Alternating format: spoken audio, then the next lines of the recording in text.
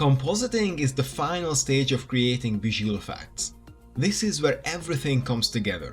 The render layers, image planes, real-life footage, and the last tweaks to enhance the aesthetics of the shots, elevating it all to the next level.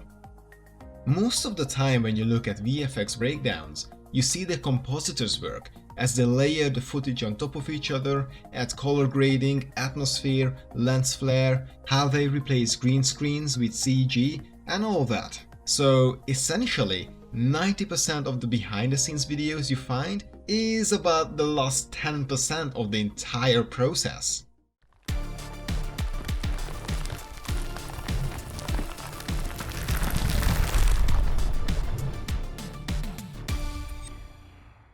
Interestingly enough, when it comes to the CG elements, most of what compositing is comprised of is destroying the footage to the point where it actually looks good. Meaning that the pure render is just too crisp and perfect and unrealistic. So we add motion blur, grain, lens distortion, defocus, and everything to imitate how a real camera would have recorded the footage. Now, first of all, let's take a look at what we actually rendered and what I mean by image planes. This is what I see when I open up a rendered frame in Photoshop, and in the bottom right, you can see that within one file, we have multiple images. And these are our image planes, or AOVs. Depending on what we want to include in our renders, we can actually have many layers in here. But for now, I kept it nice and simple. The top one is the beauty pass, meaning the actual image we rendered. The bottom four are the AOVs, a combination of which makes up the beauty pass. So here we have separated out the direct and indirect specular reflections, as well as the direct and indirect diffuse reflections. And if I add these together, then you can see that they produce the exact same output as the beauty pass. But why would we need all that? Well, because people in compositing are control freaks, and they want to be in control of every single aspect of our render, so they can modify individual elements. And this last one is the Z-depth. This map gives us information about how far individual objects are from the camera. And you can see that different distances have different shades of grey assigned to them. We can use this to apply focal depth, progressively blurring out the background, or to add atmosphere. There are many more types of AOVs, but this is enough for right now. Similarly to Houdini, Nuke is also a node-based editor.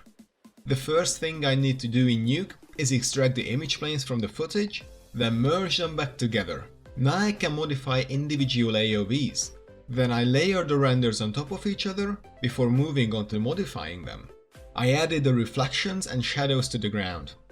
The reflection is just a pure specular pass, while for the shadows I needed a shadow matte pass, which is an alpha pass. Remember the black and white mask that I always talk about? I told you we would use it all the time. So this is basically a mask that is white where the shadows are visible.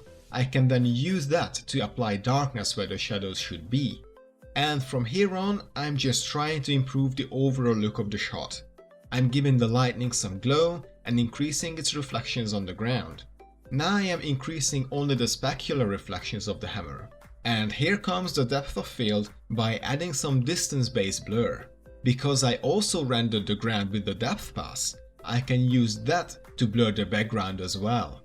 Another thing we always have is motion blur, so I planked that on top as well, and now we can take a look at the difference between the raw render and the composited shot. Yep, not too bad. A quick test, and that looks pretty good, but not quite finished. Filming something as bright as lightning would likely result in some lens flare.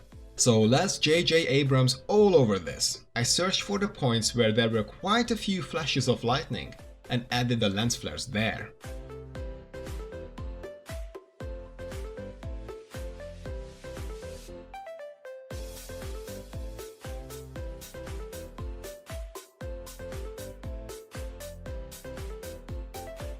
Afternoon is not cool, so I changed the time of day. Well, because I could. So I fast forwarded a bit to around 8 PM when it's a bit darker, gloomier and cooler. And you thought Doctor Strange had good control over time. I darkened the background and lowered its saturation, then did the same with the hammer. Finally came the lens-related stuff such as grain and lens distortion. You see, all real-life cameras have a fisheye distortion effect on the images.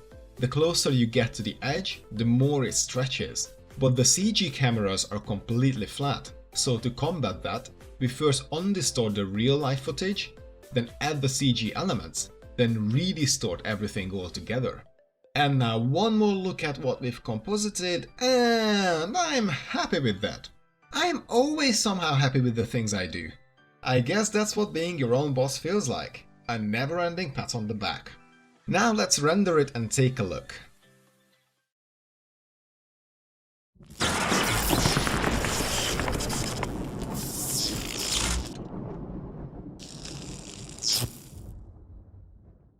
And that's as good as it can get. Well, that's as good as I am making it. It could be a lot better. And that brings us to the final part of the job, reflection. If you don't hate pretty much every part of the work you just did, then you don't care about your work enough. But at some point you have to stop working on your project and move on. And reflection and analyzing helps you improve your work for the next time.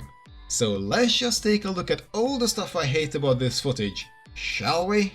I guess I'm not always happy with my work after all. The brake lines on the inner part of the hammer is just lazy and wrong, though not as much as the texturing, which is flat and uninspired. While the shatter pieces aren't too bad, the physics makes it look like Mjolnir is made of polystyrene and the handle just falls off for no reason.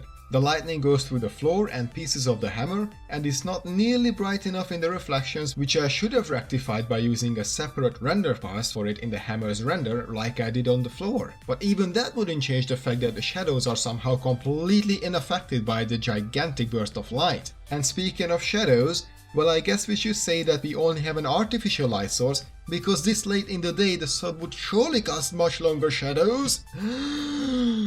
So yeah, there is room for improvement, but there always is. So you're never done with the project, you just don't work on it anymore. So here we go, the complete rundown of this footage. I hope you enjoyed it and you learned something new. If you did, well, you know the drill, time to press some buttons. In the next project, we will take a more detailed look at simulations such as water sims, grains, fire, and everybody's favorite, explosions! Until then, thank you for watching, have an amazing day, and see you next time.